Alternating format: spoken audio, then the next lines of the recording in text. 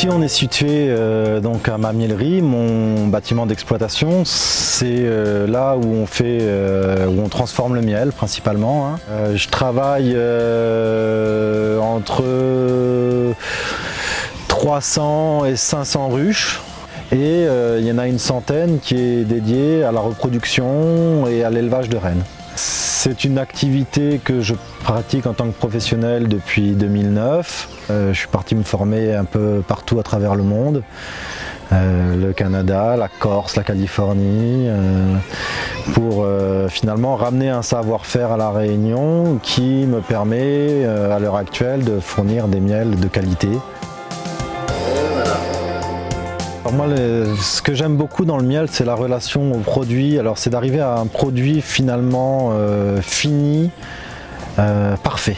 Dans le sens où il faut que quand la personne mette le miel en bouche, ça le fasse voyager.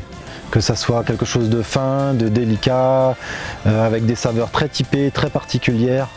Et ça, on a la chance à La Réunion d'avoir des miels qui nous permettent de faire ça. Hein. Le miel de thym rouge est un miel exceptionnel.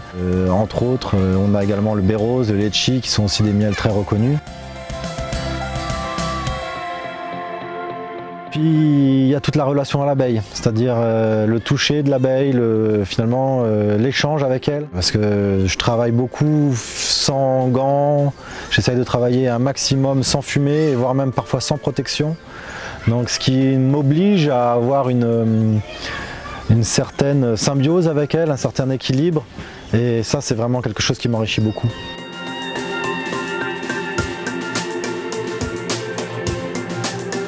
C'est un peu la caractéristique des miels biologiques, c'est que c'est des miels qui sont travaillés à froid, qui sont pas réchauffés, pas microfiltrés, pas pasteurisés.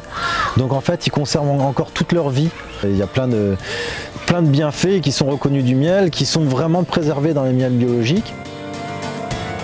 Je suis content que les gens aiment mon produit. C'est tout, c'est juste le retour du client qui me...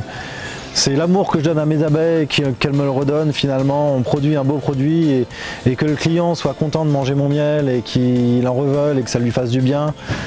C'est ça qui m'incombe. Et puis j'en retire finalement aucune fierté. C'est juste, je dirais que c'est du bonheur plus que de la fierté.